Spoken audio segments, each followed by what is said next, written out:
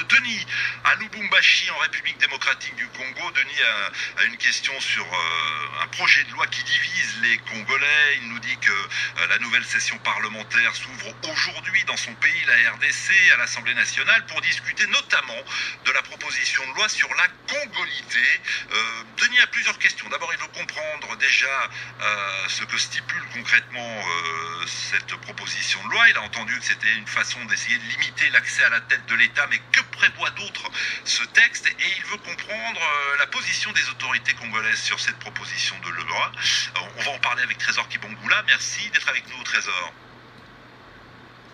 Bonjour. Bienvenue, analyste à Ebouteli, l'Institut congolais de recherche sur la politique, la gouvernance et la violence.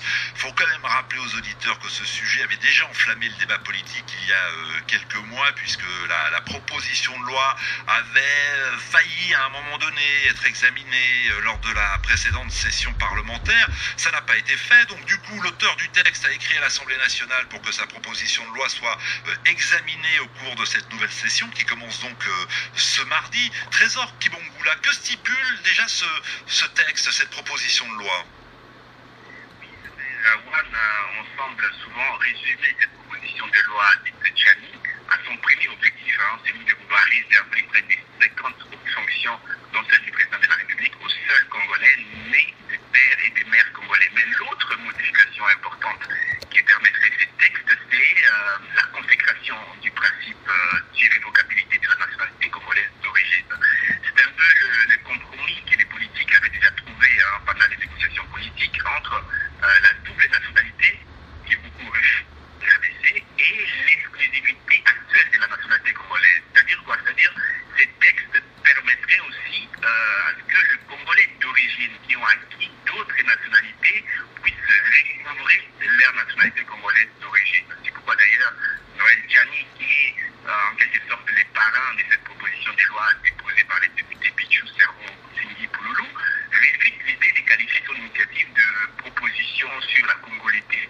Il faut aussi le souligner, si ces textes passent, cela consacrerait tout de même une différence entre les Congolais d'origine. Il y aurait désormais ceux qui auraient tous les droits et d'autres qui en auraient moins, tout simplement parce qu'ils ne sont pas nés de pères et de mères congolais. En fait, cette proposition vise à modifier plusieurs autres articles de la loi sur la nationalité. Il y en a 17 articles visés, mais la plupart d'autres modifications concernent des changements mineurs. Des changements mineurs. En tout cas, ce que retient l'opinion publique, c'est que cette proposition de loi vise à réserver exclusivement aux Congolais nés de pères et de mères congolais l'accès à la plus haute fonction de l'État, l'accès à la magistrature suprême. Quelle est la position des autorités congolaises sur ce texte?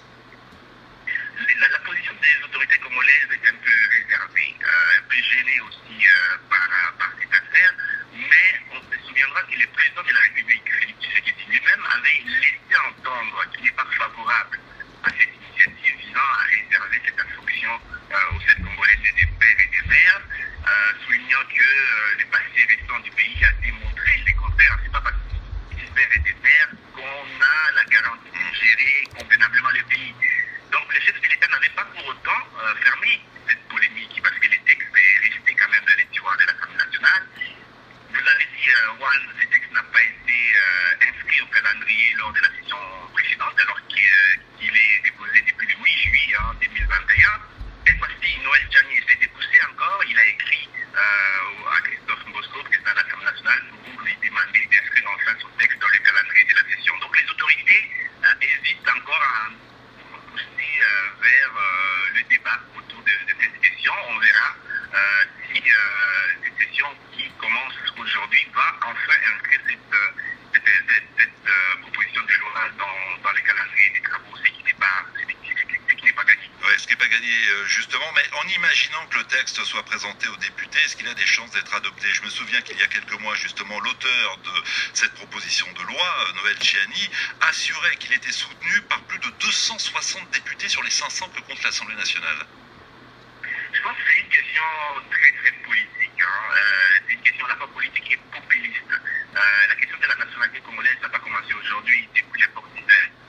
Oui, cette question qui est qui ne l'est pas. On se souvient de la guerre à l'Est avec de Moulengue,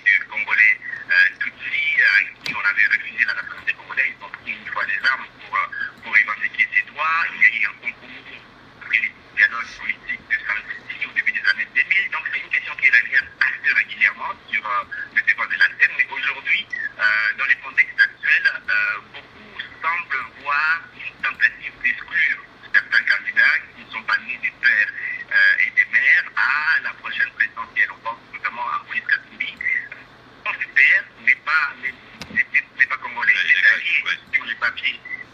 C'est manié sur les papiers du chef de l'État, mais aujourd'hui, tous les signaux indiquent quand même que les deux hommes ne sont plus sur la même longueur d'onde et qu'il est possible que Moïse Katumbi se présente à la présidentielle. Sous Kabila, déjà, il avait eu des problèmes à se présenter à la présidentielle avec de multiples affaires que les régimes précédents avaient créées contre lui. Ouais, c'est vrai que l'entourage de Moïse Katumbi considère cette proposition de loi comme une attaque personnelle visant directement Katumbi, qui, dit-on, aspire à briguer la magistrature suprême l'année prochaine. C'était passionnant, merci de votre analyse, Trésor Kibongula. On s'excuse pour les réseaux téléphones, il y avait quelques difficultés.